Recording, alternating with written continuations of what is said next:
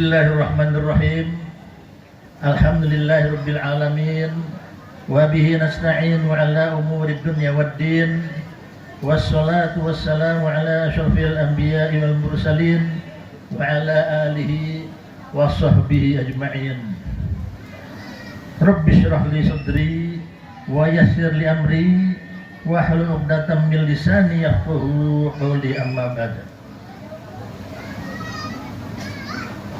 Yang sama-sama kita hormati, kita muliakan para kiai, para sesepuh, guru-guru, ustaz, ustazah, dan wabil khusus ketua DKM Musola At-Taubah,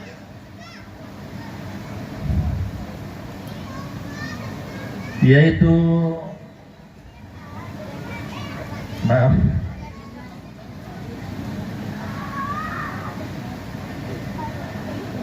Bapak Kiai Haji Zulfakur Ali Akbar SAG MA. Alhamdulillah, terima kasih Pak Kiai. Perumahan Gratindo Residence Harapan Jaya, Bapak Ketua DKM beserta seluruh pengurus DKM, kita doakan semoga diberikan kesehatan lahir dan batin dan terus memperjuangkan semoga musola atau ini semakin maju. Hadirin sekalian yang saya hormati, Bapak-bapak Ketua RT dan Ketua Paguyuban di lingkungan Gratindo Residence. Saya melihat masuk ke sini, ini tempatnya lain ini. Alhamdulillah, begitu masuk gerbang Gratindo, kok rasanya nyes Pak Kiai, adem. Ini tandanya di sini banyak orang-orang ahli ibadah. Amin. Bapak Ibu sekalian, kalau daerah tempat itu ada orang ibadah, apalagi banyak, itu beda. Kondisinya beda. Begitu juga masuk ke rumah, masuk ke musola, dimanapun, kalau itu banyak orang ibadah, benar, ikhlas, itu beda. Dan Allah memang berikan keistimewaan. Kenapa kita datang? Karena ada maulid Nabi Muhammad SAW, Nabi akhir zaman. Masih kurang jawabannya. Dikit lagi, ayo Dika. Apa lagi? Kenapa datang? Karena bagus, pinter Ibu. Karena kita cinta Nabi. Kalau nggak cinta, biar siapa di situ, ya kita nggak mau datang. Karena kita cinta Rasulullah Sallallahu Alaihi Wasallam. Kenapa cinta, Bu? Karena Rasulullah adalah Rasul yang terakhir membawa risalah Islam, membawa kedamaian dan menjadi rahmat sekalian alam. Wa ma arsalnaka illa rahmatan lil alamin. Allah. Karena kita cinta dan karena kita tahu bahwa Nabi Muhammad itu adalah rahmat buat seluruh alam. Makanya rugi orang yang tidak mau mengikuti ajaran Rasulullah. Contoh-contoh akhlak Nabi Muhammad SAW dalam membentuk generasi Islami. Hadir sekalian, saya terima kasih pada ibu-ibu nih, terutama dan bapak-bapak. Ini anak-anak ini terus Pak, dibina, terus dibina, ya. Jangan sampai kita lengah sedikit, yang lain yang membina, lain yang dibina. Makanya terus dibina, dikembangkan, ya, TK-nya, terus majelis taklimnya dan sebagainya. Jangan sampai kita kecolongan. Tadi sudah dijelaskan oleh Pak RW itu. Bagaimana kondisi di RW 3. Itu produk yang dulu. Mudah-mudahan produk sekarang ini, ya, semuanya rajin ngaji, semuanya rajin taklim dan belajar. Hadirin sekalian, saya ingin sampaikan satu akhlak Rasulullah yang perlu mendapat perhatian kita semua, ibu-ibu dan bapak-bapak semua, yaitu apa? Rasulullah sangat menjaga perasaan orang lain. Apa katanya? Sangat menjaga perasaan orang lain. Itu satu akhlak Rasulullah yang perlu kita laksanakan dan kita betul-betul renungkan. Kalau yang bawa catatan silahkan dicatat. Kalau yang bawa HP boleh dicatat.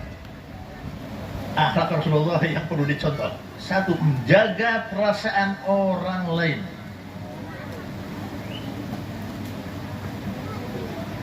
Sekarang kan kadang-kadang orang seenaknya aja, kurang memperhatikan perasaan orang lain. Masa bodoh.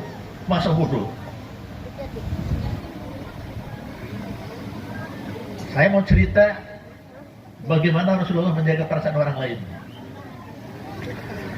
Hadirin sekalian yang dirahmati Allah Subhanahu wa taala,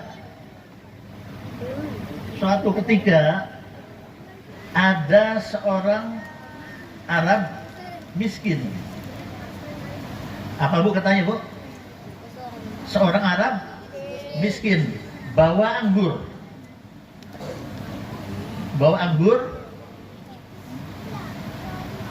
Tidak banyak, tidak. Ya, satu bungkus lah. Tapi ini orang miskin ini ingin bersedekah, ingin memberikan hadiah kepada Rasulullah Shallallahu Alaihi Wasallam. Karena apa dia ingin memberikan hadiah? Karena cinta kepada Rasulullah. Nah, tadi disebutkan karena kita cinta kepada Rasulullah, kita hadir di sini. Ini salah satu bukti. Bukti kita cinta kepada Rasulullah, kita datang peringatan maulidnya, kita dengarkan dan kemudian kita catat, kemudian kita amalkan.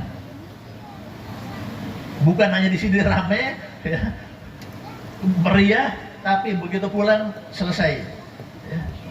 Begitu ditanya sama ibunya, karena ibunya berhalangan hadir, Pak, tadi ikut maulid, ikut di mana? Di Musola At-Taubah.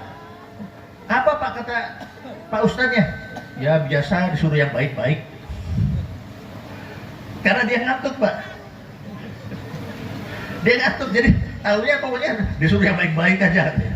Terus apa lagi Pak? Selain itu, ya jangan berbuat yang jelek-jelek katanya. Jadi sekalian, baik, saya lanjutkan. Jangan seperti Bapak tadi yang ditanya ya nanti pulang. Tolong diingat. Ini beberapa contoh yang akan saya kemukakan. Diingat, dicatat, diamalkan dan ditularkan. Bagaimana tadi orang Arab tadi memberikan hadiah kepada Rasulullah? Begitu Rasulullah menerima, Rasulullah mengucapkan syukur alhamdulillah, syukran katsir, jazakallah khairan katsiran. Terima kasih.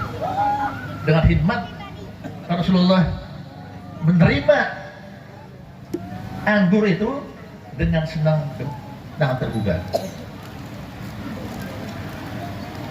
Si Arab tadi, orang Arab miskin tadi, dia tidak jauh dari Rasulullah. Sahabatnya berkerumun di situ. Kemudian dimakan anggurnya. Satu. Senang sekali orang Arab ini, si miskin ini memberikan hadiah, langsung dimakan oleh Rasulullah. Senang. Makanya kalau kita ada yang memberi, ya kita buktikan, kita contohkan, ya. Segera kita manfaatkan, kita makan, kita bersyukur kepada Allah dan kepada orang yang memberi. Kemudian sudah satu dimakan, habis, ambil lagi, habis, ambil lagi, habis, ambil lagi, sampai anggurnya habis. Nah, sahabat nih yang bingung nih. Sahabat lihat, loh, biasanya Rasulullah kalau dapat kiriman dari orang-orang bagi yang lain gitu. Yang lain dibagi-bagi, sahabat-sahabatnya ditawari. Mau nggak? Mau nggak? Sahabat silakan, silakan. Ini enggak, dihabisin semuanya. Anggurnya habis. Itulah Rasulullah menyenangkan orang yang memberikan hadiah kepadanya. Padahal anggurnya sangat masam sekali, asam sekali anggurnya. Tuh, Rasulullah habisin anggur asam itu. Begitu selesai ditanya, ya, orang Arabnya pulang dengan membawa hati yang berbunga-bunga. Alhamdulillah, ya Allah, diterima hadiah dari saya, dimakan habis oleh Rasulullah. Ya, senang, berterima kasih pada Allah, terima kasih kepada Rasulullah. Kemudian sahabat bertanya, ya Rasulullah, kenapa kok biasanya kalau dibagi makanan dibagi-bagi juga kami sahabat yang lain, ini kok dihabisin loh oleh Rasulullah, kenapa nih? Rasulullah tersenyum, wahai sahabatku, ya, ini anggur yang saya makan rasanya masam sekali. Kalau saya berikan kepada Anda, kepada sahabat-sahabatku, pasti ekspresi Anda akan berubah karena anggurnya sangat masam. Saya tidak mau mengecewakan orang yang memberi anggur itu. Kalau ada ekspresi dari sahabat-sahabat saya, ekspresi yang kurang senang, kurang enak, ya, anggur masam, ya, mukanya meringis-meringis, ya, karena asamnya anggur, maka saya ambil keputusan, biarlah anggur masam ini saya habiskan sendirian saja. Dengan niat apa? Niat untuk menghormati, menghargai, menjaga perasaan orang lain. Hadirin sekalian yang terhormat, itu satu kejadian yang Rasulullah contohkan kepada kita agar kita menjaga perasaan orang lain, jangan sampai menyakiti hati orang lain. Hadirin sekalian,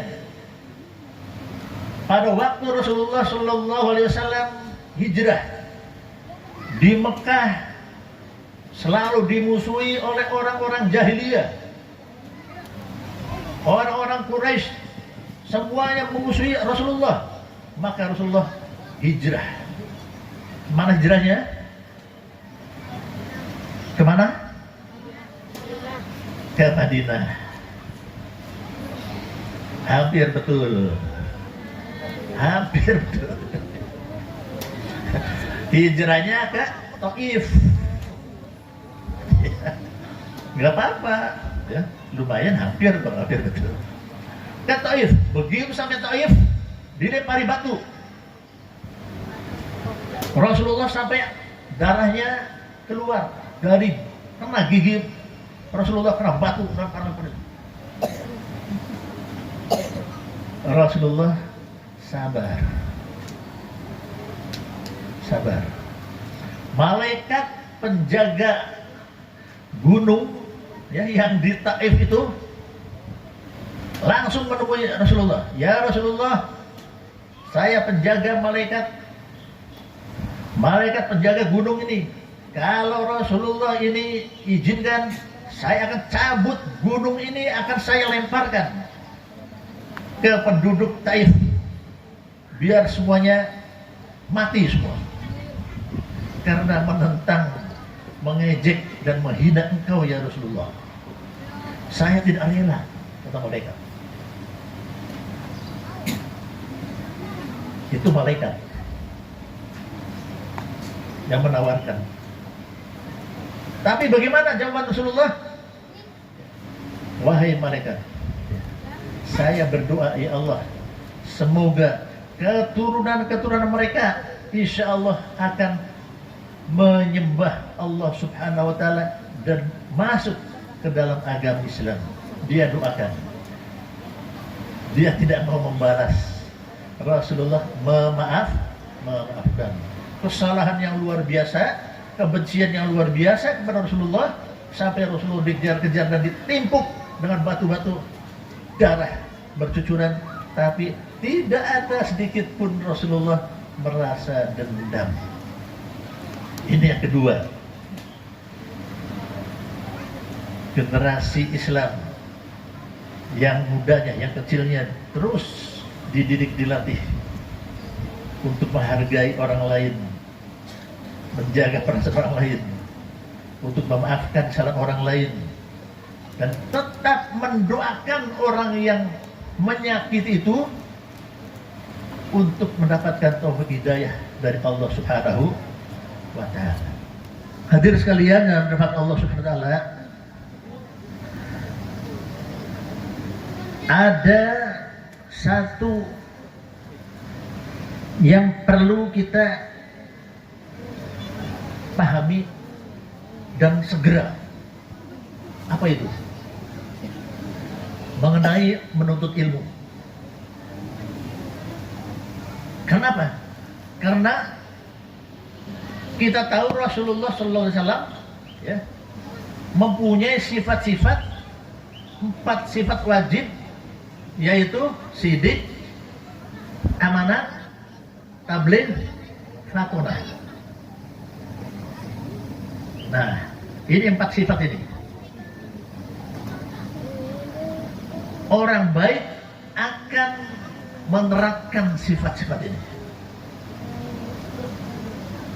Umat Muhammad Rasulullah Sallallahu Alaihi Wasallam akan menjaga, mengamalkan 4 sifat ini: sidik, amanat, tabligh, fatonah. Apa artinya? Sudah hafal semuanya saya kira. Hafal belum deh? Sidik apa artinya? Benar. Amanat? Terpercaya. Tabligh? Menyampaikan. Fatonah? Cerdas. Nah, cerdas. Cerdas ini mengandung arti bahwa kita harus belajar supaya jadi orang yang cerdas. Maka keluarlah hadis Rasulullah, utlubul ilma minal mahdi ilal lahdi. Tuntutlah ilmu dari ayunan sampai kalian kubur. Thalabul ilmi faridatun ala kulli muslimin wa muslimatin. Menuntut ilmu itu wajib bagi laki-laki dan perempuan.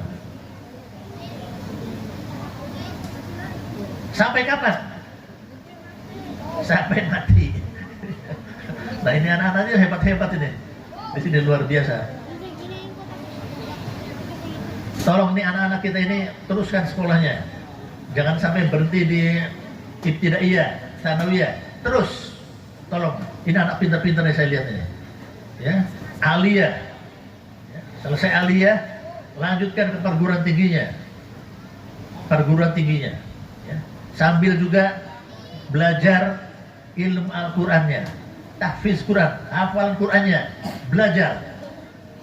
Bapak Ibu sekalian, tahu nggak hasil penelitian dari UNESCO? Ini rahasia nih. penelitian UNESCO mendapatkan hasil bahwa ternyata pendidikan di Indonesia ini termasuk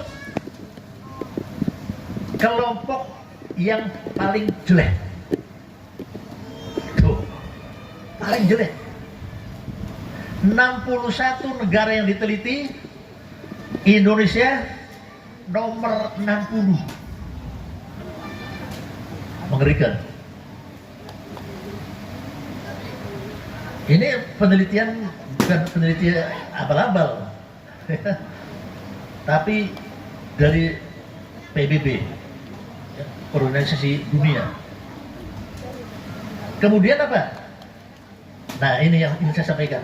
Minat baca anak-anak, minat membaca bangsa Indonesia ini, termasuk remaja dan orang tuanya, ini termasuk yang terendah juga. Kenapa? Bergandengan itu. Minat baca dengan prestasi pendidikannya berkaitan. Makanya orang yang minat bacanya tinggi, ya, kemudian dia mau mencerna apa yang dibacanya, mau mengambil kesimpulan-kesimpulan terbaik, kemudian mengamalkannya, itulah orang-orang yang terbaik. Kita perlu, bapak-bapak ibu sekalian, tingkatkan minat baca kita. Nih, ibu-ibu yang berperan didik anak-anak ini, sama bapak-bapaknya juga. Bagaimana menumbuhkan supaya anak-anak minat baca tinggi. Kemudian minat baca tinggi, bacanya cepat. Punya teknik membaca cepat. Namanya SSR. Super Speed Reading. SSR. Saya ajak nih Pak RW, Pak RT, Bapak Ketua Masjid, dan bapak-bapak yang lain, dan ibu-ibu, saya ajak di Cibinong ini, di harapan kita ini, harapan kita atau harapan Jaya? Maaf, kalau di Jakarta ada harapan kita. Di harapan Jaya ini, saya ingin mengajak Pak Fajar bersama dengan teman-teman yang lain, dengan Pak RW-nya, dengan ajak Pak Lurahnya, yuk kita bikin program namanya SSR, ya, yaitu Super Speed Reading, ya. Bagaimana cara membaca yang super cepat, memahami apa yang dibaca, mampu mengambil kesimpulan apa yang dibaca, dan mampu mempresentasikan apa yang dibaca. Dalam satu hari dijamin menghatamkan 5 buku. Ini programnya. Kami punya program Pak Fajar. Kalau di Cibinong ini bersama-sama ibu-ibu dan semuanya setuju, ayo kita bangun. Kita turun tangan. Saya akan kirim tim ahlinya. Di FBN, Fokus Babin Terasi Nasional, punya ahli-ahli semacam itu. Bagaimana melatih anak-anak, bagaimana SMA, bagaimana yang dewasa, bagaimana mahasiswa, supaya bacanya super cepat. Pertama, bagaimana meningkatkan minat baca. Kenapa? Karena ini perintah, Pak. Iqra bismi rabbikal ladzi khalaq. Ayat yang turun pertama itu Iqra, bacalah. Tapi umat Islam, khususnya di Indonesia, terlambat kita mengambil pelajaran bagaimana ini supaya baca ini bisa cepat. Terlambat, Pak. Oleh karena itu, ya, UNESCO memutuskan rendah kita, minat bacanya rendah, pemahamannya rendah, kesimpulannya ya rendah, ilmunya ya rendah, taraf pendidikannya ya rendah. Nah ini, jadi moga Pak Fajar, Pak RW, ibu-ibu di sini, bagaimana supaya ibu-ibu guru di sini, ya, bisa mempelajari ilmu SSR ini, super speed reading, cepat bacanya. Nah, ilmunya dan tidak sulit. Ternyata tidak sulit, Pak. Tidak sulit. Kita pelajari SSR itu. Itu dalam sehari 2 hari belajar, insya Allah. Hari berikutnya praktek, diarahkan, bisa. Nah, ini luar biasa. Program yang luar biasa. Hadirin sekalian yang saya hormati, informasi Palestina sepintas ya, karena ini adalah sesuatu yang perlu kita pahami, perlu kita ketahui, dan perlu kita juga empati, peduli.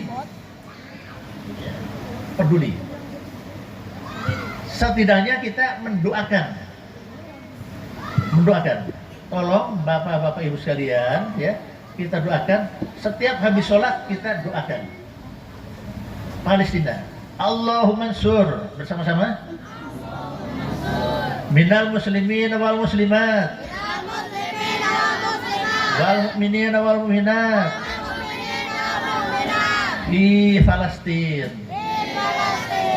Allahumma arham muslimin wal muslimat, wal mu'minin wal mu'minat, fi Palestin. Ya Rabbal Alamin. Doanya pendek, tapi itu Allah dengar. Dan kalau ditanya nanti, kita mati, meninggal, ditanya, apakah kamu peduli dengan Palestina? Peduli. Mana buktinya? Saya ikut mendoakan setiap habis sholat fardu. Paling tidak. Syukur kalau ada harta benda yang kita bisa titipkan, yuk kita rame-rame. Ya. Entah kapan-kapan ada rezeki, titipkan. Entah berapa. Sekecil apapun. Itu akan sebagai saksi dan bukti bahwa kita cinta kepada Palestina juga, sebagai di sana penduduk muslim.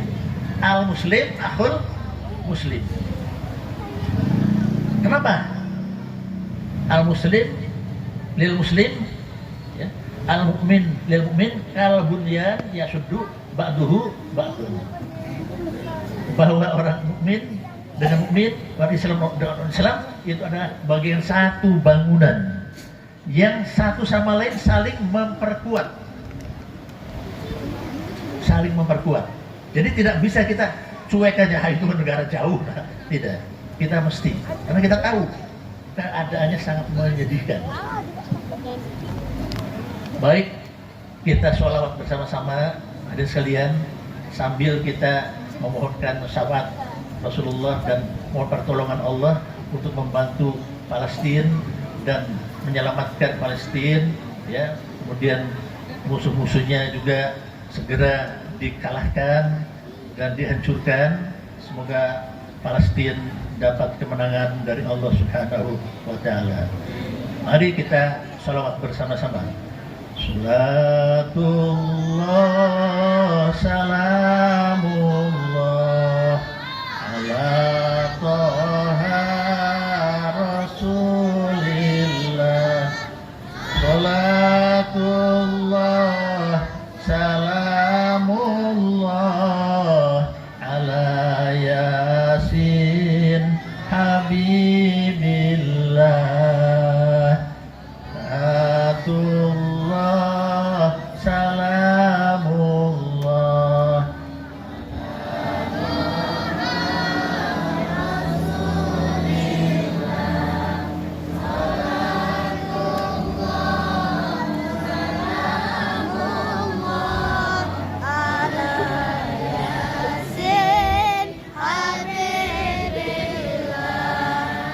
Tawassalna bi bismillah wa bil hadi rasulillah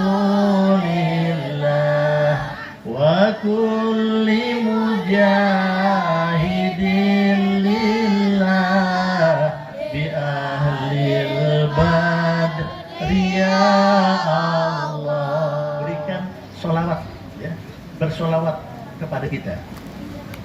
Allah mendoakan keselamatan kita. keberkahan kita. Itu artinya. Karena itu kita perbanyak sholawat ya pada Rasulullah Sallallahu Alaihi Wasallam. Ya, terima kasih atas perhatiannya. Cukup ya. Mudah-mudahan waktunya tidak melebihi tepat.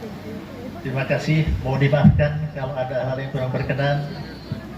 Dan mudah-mudahan apa yang saya sampaikan walaupun singkat sedikit tapi dapat dibawa sebagai oleh-oleh. Kira-kira dapat oleh-oleh nggak Bu dari sini? Dapat. Apa itu? Satu, jaga perasaan orang lain. Itu paling penting itu. Dimanapun kalau itu bisa dilakukan, insya Allah hidup selamat di situ. Orang yang mampu menjaga perasaan orang lain disenangi orang, selamat dia. Makanya itu diutamakan oleh Rasulullah sebagai akhlak Rasulullah ya. Generasi Islam harus mampu menjaga perasaan orang lain ya. Kalau mau ngasih tahu baik-baik, jangan di depan umum ya. Ajak ngomong berdua ya.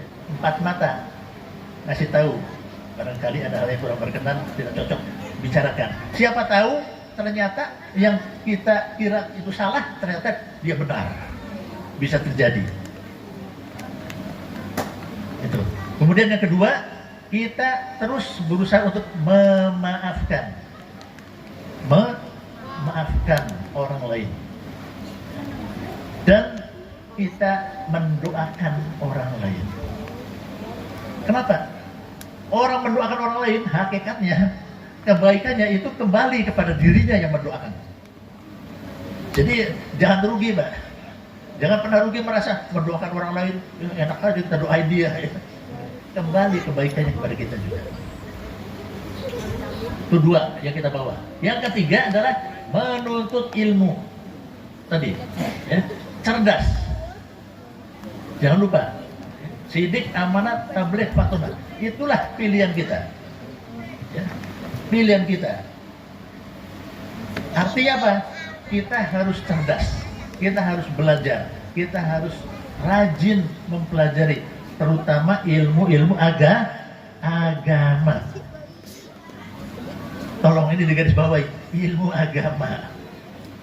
Bukan berarti ilmu umum nggak penting, penting silakan. Tapi lebih penting ilmu agama.